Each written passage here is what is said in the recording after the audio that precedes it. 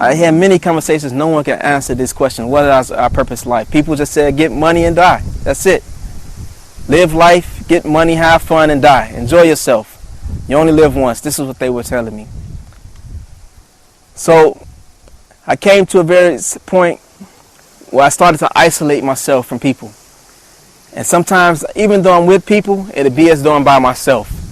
Because I really wasn't there, because I wasn't trusting these people. I felt as though they were someone else, and we're different. But yet, this is the same crowd that I tended to love, to be with all the time. But yet, I didn't trust not one person. So one night, I was driving in my car, and I just felt a very sense of sadness, like I need to turn back to God. What do I need to do? And I remember what Talib Alameen said. And I went home, and I remember what he said about washing myself. He said ablution. So I did this, and because he said you can't go to God if you're impure and all these different things. So after I made ablution, I raised my hands to God, and I said, God, guide me to the straight path. Whatever it is, guide me to it, because I don't know what's the straight path. I don't know what I'm supposed to be doing. And then what happened? The next day, I was caught by the police again. And this time when I was caught by the police, it wasn't a sense of anger or anything. I felt that it was a sign. God answered my prayer. So I remember being in the back of the police car, feeling content, as if I was happy to be caught. And when I went into jail this time, I said, God, I'm serious. I'm ready. I'm ready to serve you. Whatever it is I need to do, I'm ready to do that. I don't want to live that life anymore. That life is not good for me. It's not for me. And I know that there got to be something better. I was reflecting on all the things I know life, and looking around me, looking at the beautiful things that's created. This got to be for some purpose, and it can't be perchance, as I was taught in school. This has to be some orchestrator, conductor of all these affairs. So I got on my hands and knees and raised my hands to God again, guide me to the straight path. And at this time, I had did some research, I had gathered books, and I said, is it Islam or Christianity? So after that, I began to go back to what I grew up on, the Bible. And I started to read it again and again and again, and I also started to order other books about Christianity. I wanted to, get strong in faith and understand this, because maybe I didn't understand the Trinity. Maybe I didn't understand Jesus' role and how is it 2 or 3. Maybe it was something wrong with me, and maybe I didn't get the question at that time from the people. So I bought as many books as I could to help me understand the subject. And then I also received a copy of the Quran and a book about the basic principles and beliefs of the Muslims and what the Muslims do. And so I put my Bible aside, and I pushed the books aside, and I opened up the Quran. I remember when I was with Talib, he told me that the Surah Ikhlas, sincerity, was at the back of the Quran. So I opened it up, and I reread that. I said, yeah, this is the Quran. This is what Talib was talking about. This is the book. It talks about God is one. He is eternal. He has no son. He begets. He was not begotten, and there's nothing like him. And then I read the next 2 surahs, and it talked about the jinn and mankind, and who is their God. And then I went to the beginning of the book, because my tradition, when we start books, we start from the beginning and go to the end and read our way through. It got to be a story flow or something like this. This is what I was looking for maybe in the Bible, because it starts with the creation and go on and on and on up until the time of Jesus, and then the other books that they have in there. So I thought that maybe the Quran was like this.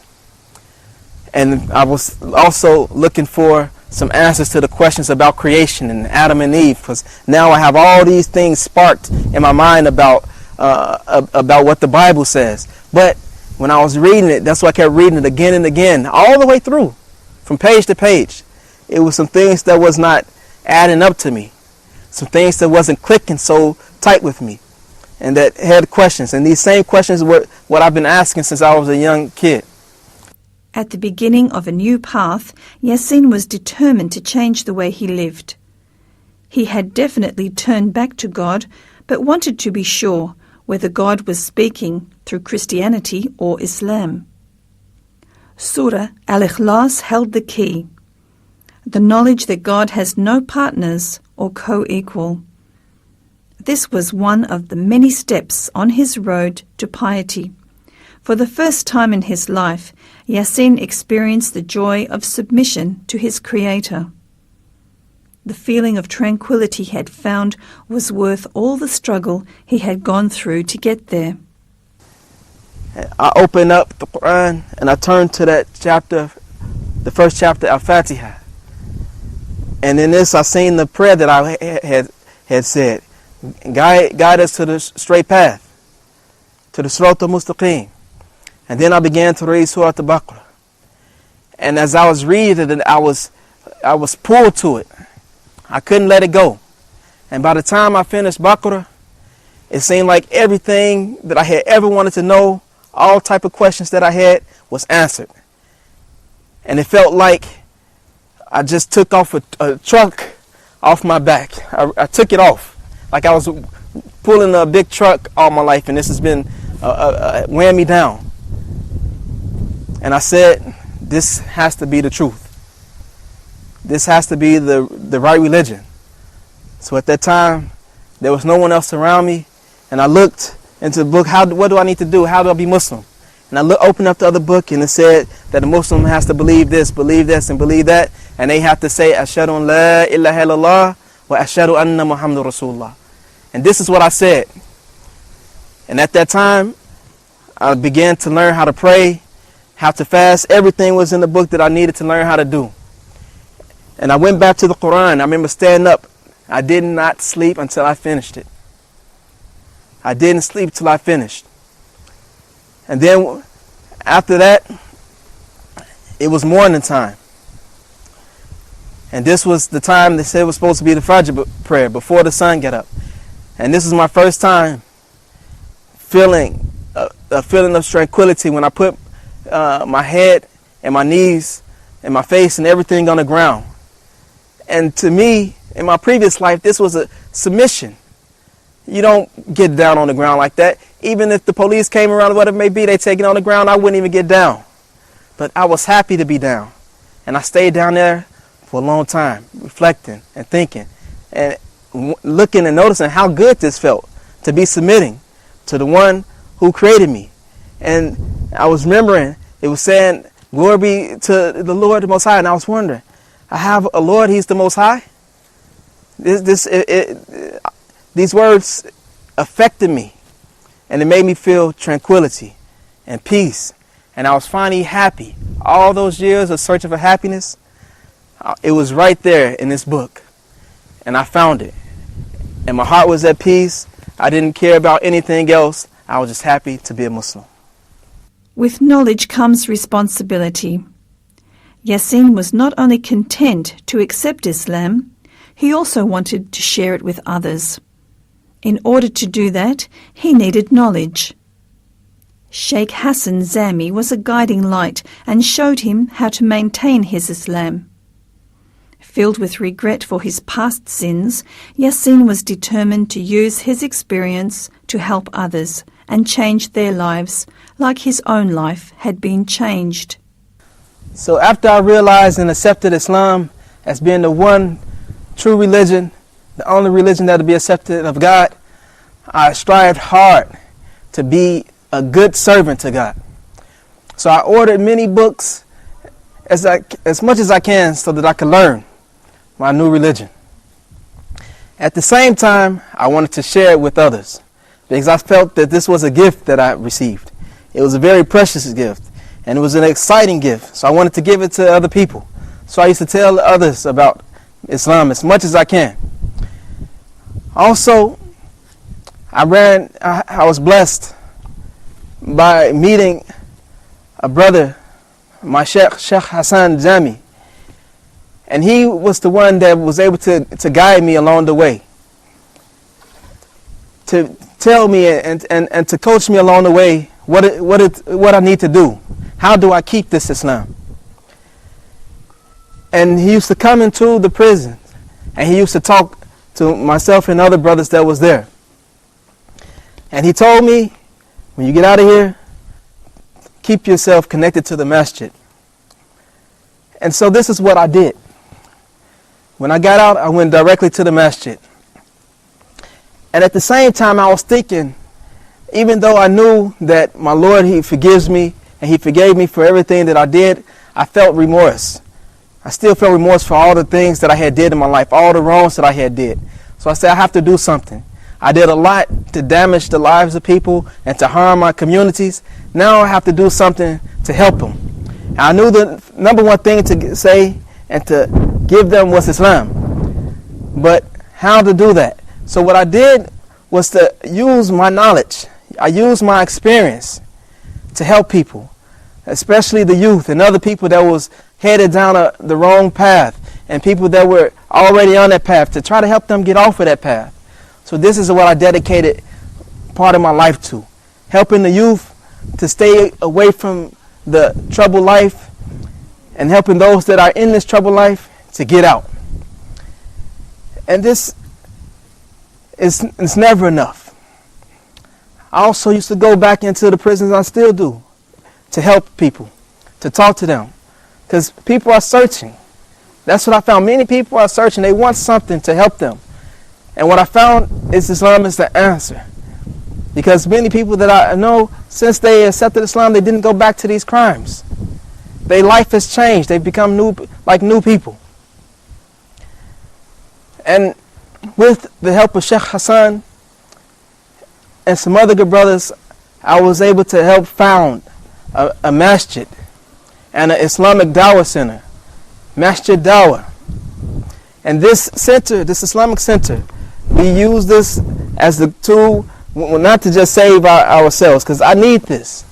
Without being connected to the masjid and connected to the knowledge, where else I'm going to be? Connected to the streets. And this is what have saved me. And this is what has saved other brothers.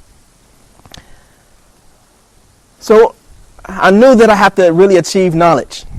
I started to learn how to recite the Quran and to read the books of knowledge. But I knew that the key to the knowledge in Islam is in the Arabic language. So I tried to learn the Arabic language as best I can so that I can understand the books and understand the shuyukh, the imams, when they're giving their lectures and talks.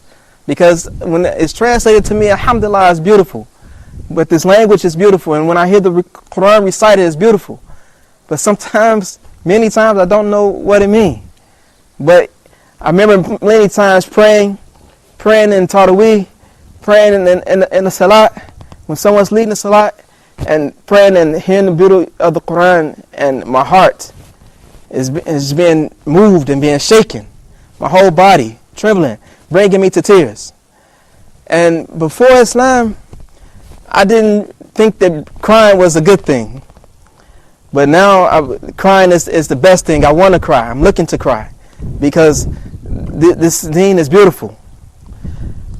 So in order for me to learn this language of the Quran, I decided I have to learn the Arabic. So what I did was travel to Egypt. I traveled to Egypt so that I could learn the Arabic language and that I could also memorize the Quran by the permission of Allah. And since Islam, I've never felt this happiness.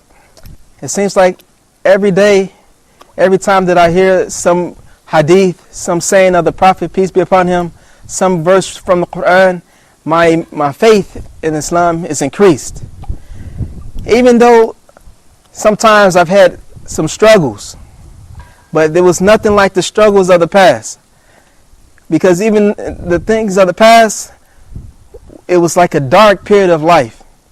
And with these struggles, I know that there is some ease and it's a benefit if I just remain patient and have faith.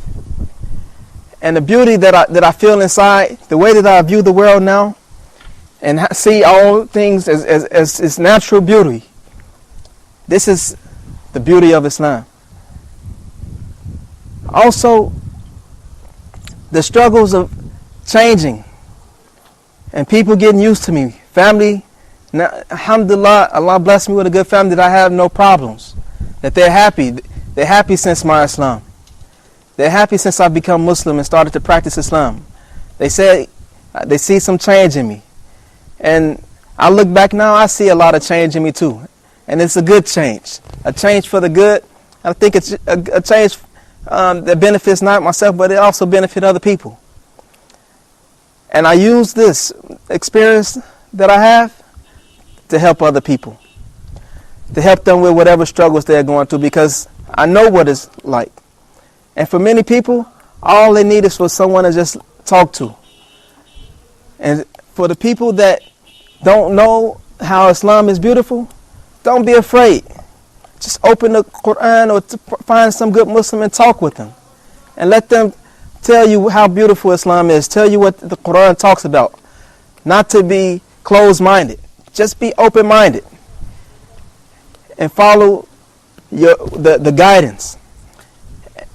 And not things that just make you feel good inside. We have that. We have things that movies. We could watch a movie and cry. But something that's right for the heart and right for the mind and right for the society in which we live in. Yassin realized that the key to knowledge in Islam is in the Arabic language.